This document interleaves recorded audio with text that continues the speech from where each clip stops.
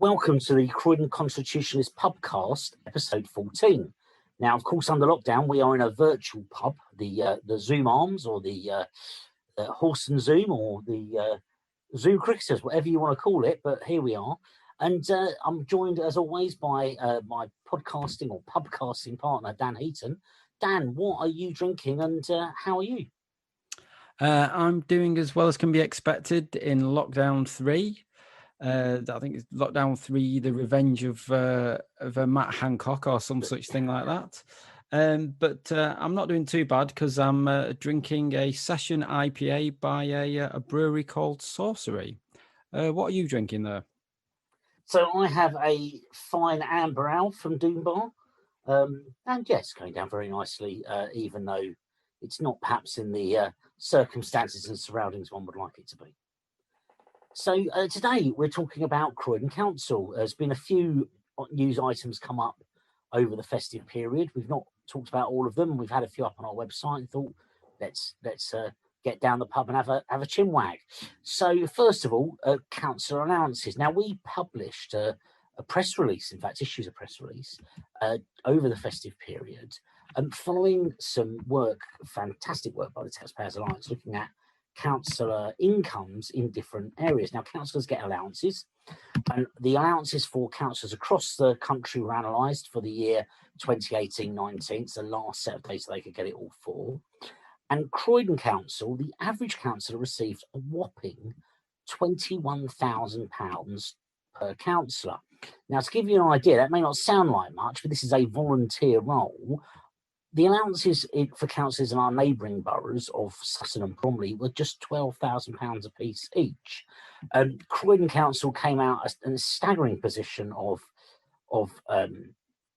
third in England, top in London, and 6th in the UK 11th in the UK overall. Dan, any thoughts you had on how Croydon Council were rather nicely rewarding themselves?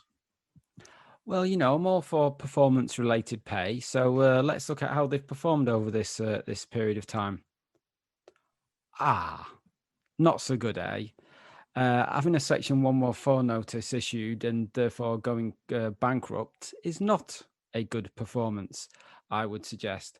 If one was doing an appraisal of them, I think they would get a very much an underperforming, or whatever the formal written warning, I believe. I think something of that nature. Yes, I don't think there's much chance of improving the performance with the current lot. But yes, they have massively underperformed. They've driven the council to actual bankruptcy, and yet they've been one of the best remunerated councils in the country. But don't worry though, because they have at least acknowledged this, and we're all in this together. So they've decided to agree to reduce their allowances overall by £300,000 for the next year. Yes, indeed. And what does that leave us now? Now, let's be fair, that is a big amount, and that's a step in the right direction. But Croydon Council, and it shows you just how massively rewarded these guys were under Tony Newman's appalling leadership, that they can take £300,000 off their bill, and they still find themselves the 6th best rewarded in London. And this is a sort of slightly estimate, because we're not quite sure what the latest figures are, but it'll be about the 6th, and it'll be in the top 20% across the whole country. Now, if you manage to bankrupt the council and you're still in the top 5th of earners, surely something's wrong there, Dan. What do you think? Completely unacceptable. They need to be drastically reduced. They have massively underperformed, and there's just absolutely no justification for it. They are clearly the worst performing council in London because none of the other boroughs have gone bust. So they should not be being paid as an allowance more than the lowest paying council in London, certainly. No, absolutely. And there are a lot of hard-working, dedicated councillors. I don't deny that. But there are in other boroughs, and they manage to get by on much, much less.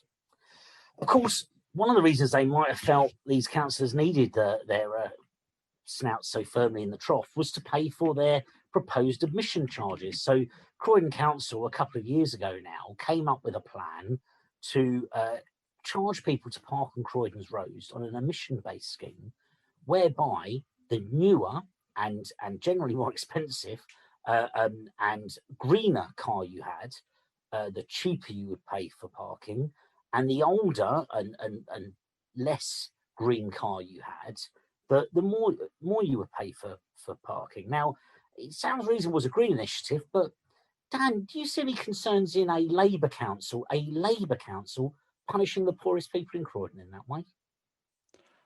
So essentially, the way you get out of paying these charges or paying a reduced rate for these charges, well, the way you get out of paying for them is by not having a car. That'll do the job.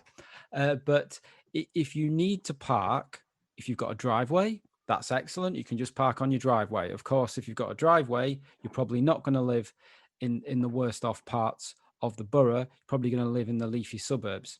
So we're talking about a more central area and, you know, terraced houses, perhaps. Well, do those people really have the money for a new car? I suspect not.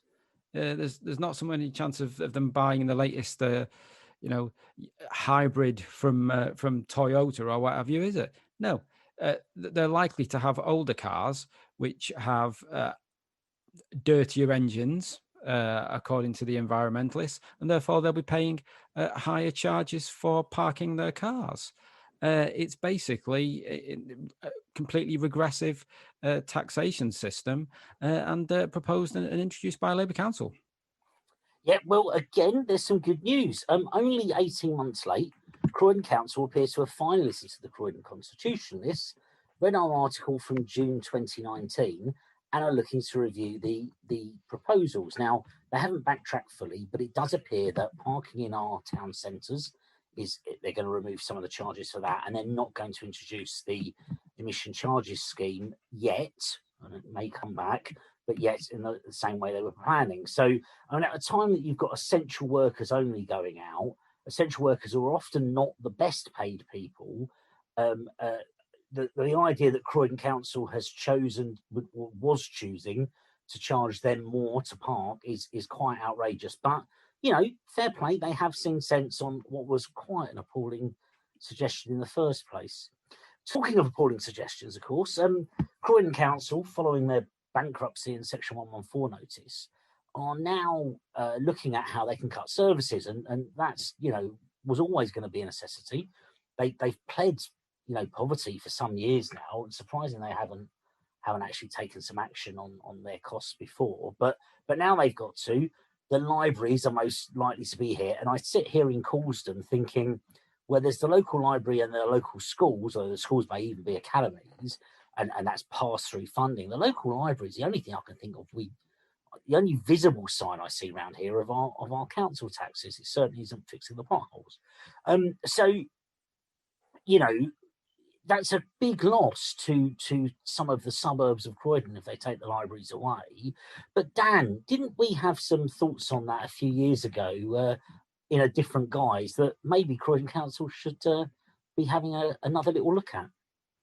I believe it was one of the flagship policies of our former political party, at least in Croydon, just a few years ago. Essentially, if I recall correctly, we wanted to use them as a few things, as a sort of community hub, not just as a library, but also to allow commercial premises to actually be part of the library. So that they could effectively pay for themselves and be a real centre rather than just a library. This, as far as I can see, that would be a good suggestion for most of these libraries, and we could get them to probably pay for themselves. Yeah, there's absolutely no need to go from feast to famine. The council, and we'd set this out a few years ago, council provides a lot of services. It's got a lot of staff in central Croydon. They were in offices that could have been rented out. It's a bit of a different situation now, of course. why not relocate some of them to the libraries, free up some space so you can reuse that or flog that off, frankly. And you might scale down slightly the library services, but you'd actually keep them there, and you create these community hubs for council services. And I think really importantly, for a council that's responsible for a whole borough that's different in many different parts of the borough, having some of their staff out in the suburbs would be rather useful, rather than all stuck in the centre and really only focusing on the town centre, as we've seen with lots of their initiatives. But who knows? Hopefully Croydon Council will look through some old election leaflets and pick up some more ideas of what we're talking about. But there is going to be change at Croydon Council, it appears, Dan. What might I be referring to? So rumours are rife that the council is now going to accept the petition that was presented last year for there to be a referendum to have or not to have a democratically elected mayor of Croydon. The rumours are that the referendum will take place in the autumn.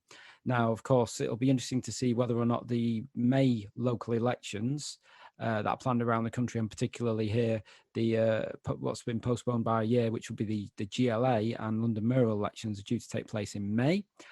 Whether they get delayed either to June or indeed to autumn, and that'll be interesting then if the referendum is on the same day as those. But yes, at the moment, the rumours are rife that there's going to be a referendum in this coming autumn. Yeah, absolutely. So there's going to be some change, it appears. They're talking about having a referendum for a mayor or for the committee system. It might be for what we've got today. Fair play to the council. It does show some listening. There's a bit of a theme here. As much as we're criticising them, there is an incredibly toxic legacy to Croydon Council, as it is at the moment. But they are, they have cut back on their allowances. They're still too high, but they have cut back. They have listened on parking. They are taking some action on it. They've got to make cuts on libraries. They've got to make cuts on services somewhere. Let's hope they come up with some creative solutions.